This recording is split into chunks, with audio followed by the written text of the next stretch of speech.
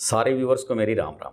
आज की वीडियो में मैं आपसे सीबीआईसी और सीबीएन के हवलदार और एमटीएस के बारे में बात करने के लिए आया हूँ। आपको मैं बता दूं कि जो रिवाइज कैलेंडर एसएससी ने इशू किया है उसके अकॉर्डिंगली आपकी जो एडवर्टीजमेंट है, जो आपका नोटिफिकेशन है, वो 14 तारीख को आने वाला है। यानी आज या कल में आपका नोटिफिकेशन आ जाएगा। तो इसलिए इसके बारे में बात करना बड़ा ज़रूरी है। और कैलेंडर में ये भी कहा गया कि इसका एग्ज़ाम सितंबर में हो जाएगा, यानी आपको मैक्सिमम 100 डेज मिलेंगे। तो इसके लिए तैयारी में अभी से लग जाओ, नोटिफिकेशन की वेट मत करो, ताकि एक भी दिन एक भी घंटा वेस्ट ना हो और आप अपनी तैयारी में लग जाओ। देखो, आप सब और हम सब जानते हैं कि जब आदमी जवानी की दहलीज पे पैर रखता है, अपनी एजुकेशन पूरी करता है, तो उसकी पहली तमन्ना होती है कि उसकी जॉब लगे और उसकी एक मंथली इनकम होनी शुरू हो जाए, ताकि जिससे वो अपना गुजारा, अपने परिवार का गुजारा कर सके। लेकिन जब जॉब लगती है तो जॉब में देखो, सरकारी नौकरी हो तो प्राइवेट नौकरी से मैं समझता हूँ बहुत अच्छी है, बल्ले बल्ले है, क्योंकि उसमें सोशल स्टेटस के साथ साथ आपकी सोशल सिक्योरिटी भी है।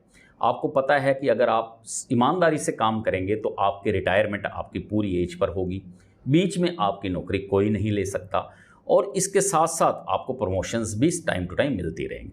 लेकिन प्राइवेट नौकरी का कोई भरोसा नहीं। आज शाम को आपको आपका चेक दे के घर भेज दिया जाए, भी कल से नहीं आना, या शाम को आप खुशी खुशी घर आएँ और अगले दिन सवेरे आपको फैक्ट्री में या आपके ऑफिस में एंट्री ही ना होने दिया जाए और आपका चेक गेट पे ही पकड़ा के बाय बाय कह के वापस भेज दिया जाए।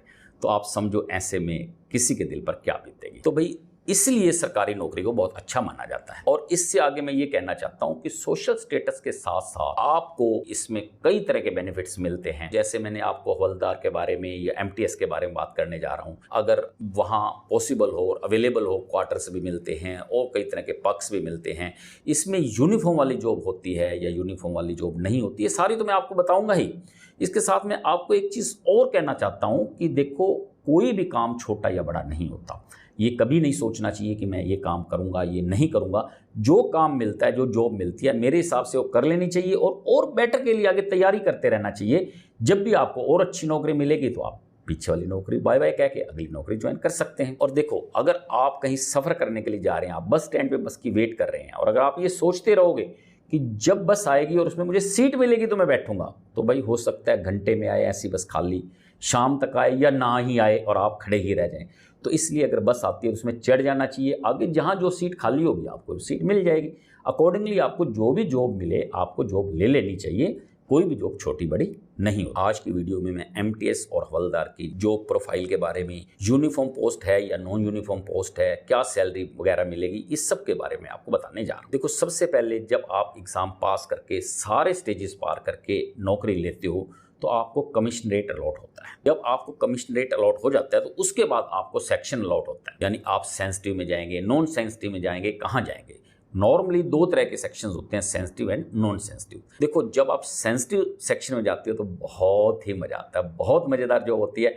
उसके बारे में बताने से पहले मैं आपको नॉन सेंसिटिव के बारे में बता दूं। देखो, नॉन सेंसिटिव में आपकी नॉर्मल जॉब, उसमें आपको डायरी एंट्री करना होता है, चाहे आप हवलदार हैं या एमटीएस है। अगर आप एमटीएस है तो एक जगह से फाइल दूसरी जगह ले जानी, एक सेक्शन से दूसरे सेक्शन ले जानी, डिस्पैच काम, इस टाइप के काम करने होते हैं। और अगर हवलदार हैं तो आपको वॉचमैन का भी टाइम काम करना पड़ता है। वॉचमैन का नाम चौकीदार वाला नहीं है, आपको गेट ड्यूटी देनी होती है, टाइम टू टाइम यूनिफॉर्म में रहना होता है, और वहाँ ये देखना होता है कि कोई गलत तत्व, कोई गलत आदमी या कोई गलत गाड़ी ऑफिस प्रीमिसेस में एंटर ना हो। और रात के वक्त भी आपकी ड्यूटी लगाई जा सकती है, जिसमें आपको ध्यान रखना है कि कोई भी गलत हरकत ऑफिस के साथ या कोई गलत इंसान या गलत गाड़ी ऑफिस में ना आए, यानी कोई आग वगैरह भी ना लगे। देखो, चोरी चकारी का दफ्तरों में डर नहीं रहता है इतना। वहाँ मेन डर रात के टाइम होता है कि कोई आग लगा दे या आग किसी और कारण से अपने आप लग जाए, जैसे शॉर्ट सर्किट हो या कुछ हो। तो ऐसे में अगर कोई भी घटना घटती है तो आपको इमीडिएटली अपने बॉस को इन्फॉर्म करना है, ताकि प्रिवेंटिव स्टेप्स उठाए जा सके। और इसके अलावा एक हवलदार के लिए फिजिकल टेस्ट होता है, ऐसे इंस्पेक्टर्स के लिए भी होता है। तो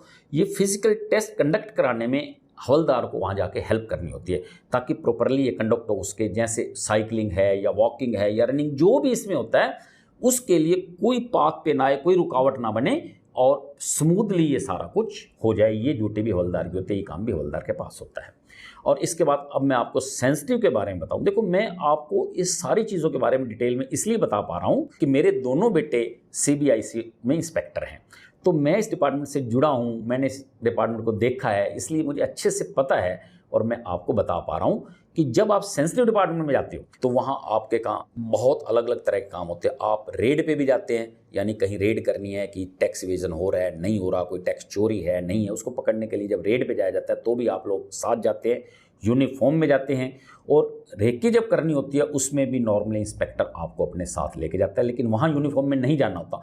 रेकी का मतलब तो एक किस्म की CID है, तो वहाँ अगर यूनिफॉर्म में चले गए तो CID कहाँ की रही, इसलिए वहाँ वो काम चुपके से करना होता है। उस काम में भी बड़ा मज़ा आता है, रेड मारने में बड़ा मज़ा आता है। हाँ, रेकी इसलिए की जाती है ताकि वाकई अगर वहाँ टैक्स की चोरी हो रही है तो हमारी रेड कामयाब हो, अदरवाइज हम अपनी मैन पावर टाइम वेस्ट ना करें। तो इसलिए पहले रेकी करके कंफर्म किया जाता है कि वाकई यहाँ चोरी हो रही है। इस काम करने में भी आपको अपने ऑफिसर की हेल्प करनी है। उसके बाद जब रेड में जाना है तो आपको यूनिफॉर्म में जाना है, रेड करनी है, वहाँ जैसे ऑफिसर्स के इंस्ट्रक्शंस हो उसको फॉलो करना है और उस रेड को कामयाब बनाने में आपका भी योगदान रहता है। इस तरह के हवलदार के और भी कई तरह के काम होते हैं। अब MTS के बारे में बताऊं कि MTS में एक सबसे कॉमन क्वेश्चन ये पूछा जाता है, जो मेरे से पहले भी मैंने 2 वीडियो इसके बारे में इससे रिलेटेड बनाई हुई हैं, उनमें भी कमेंट्स आए हैं कि क्या MTS को पानी पिलाना होता है, क्या झाड़ू पोछा करना होता है। तो भाई मैं आपको बता दूं, अगर हम ऑफिशियली देखें आपके जो प्रोफाइल में लिखा गया तो उसका आंसर है हाँ, लेकिन अगर प्रैक्टिकली देखें तो इसका आंसर है ना। यानी प्रैक्टिकली आपसे ना तो पानी वानी का कोई काम कराया जाता है, ना झाड़ू पोछे का काम कराया जाता है। इसके लिए डेली वेजेस होते हैं, जो डेली वेजेस के हिसाब से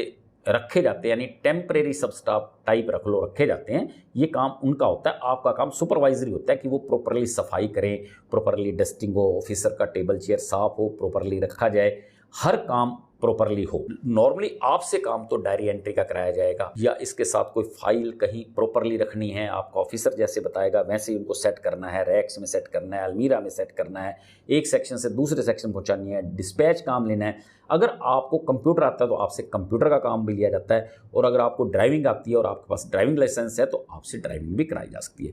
हाँ, ज़रूरत पड़ने पे आपसे सफाई का काम या गार्डनिंग वगैरह भी कराई जाती है। प्रैक्टिकली ऐसा बहुत कम होता है। अब ज़रूरत पड़ने पे आप सोचोगे कैसे। मान लीजिए जो आपका सब स्टाफ क्लीनिंग करता है, जो आपका डेली वेजर ये काम करता है, उसको किसी और काम से भेजा गया है या कहीं गया है और सडनली चाय बिखर जाती है टेबल पे, इंक बिखर जाती है, तो हम उसकी वेट नहीं करें कि वो आएगा और साफ करेगा। नहीं, ऐसे में आपकी ड्यूटी है आपको साफ करना है। ये वेट नहीं करनी कि वो आएगा तो करेगा, क्योंकि ये इमीडिएटली वर्क है, ये आपको करना है। नॉर्मली प्रैक्टिकली आपको पानी पिलाने का काम या ये सफाई पोछे का काम नहीं करना होता। इस बारे में सुपरवाइजरी काम आपका होता है। तो इसलिए निश्चिंत हो जाओ, ये मन से वहम निकाल दो कि हमारे से सारा दिन सफाइयाँ कराई जाएंगी या ऐसे काम कराए जाएंगे, ऐसा कुछ नहीं। इसके अलावा आपको एक मेडिकल कार्ड भी प्रोवाइड होता है, मेडिकल इंश्योरेंस भी प्रोवाइड होती है। तो इसके अलावा और भी कई तरह की आपको फैसिलिटीज़ मिलती हैं, जैसे CGHS कार्ड आपको मिलता है। इस कार्ड में अगर आपको भगवान ना करे कोई दुख सुख हो, कोई डॉक्टर कंसल्टेशन की ज़रूरत हो, कंसल्टेशन फीस बहुत कम होती है, ना के समान कभी एडमिट होना पड़ता है, तो या तो पैसे देने ही नहीं पड़ते, कहीं नॉमिनल से देने पड़े तो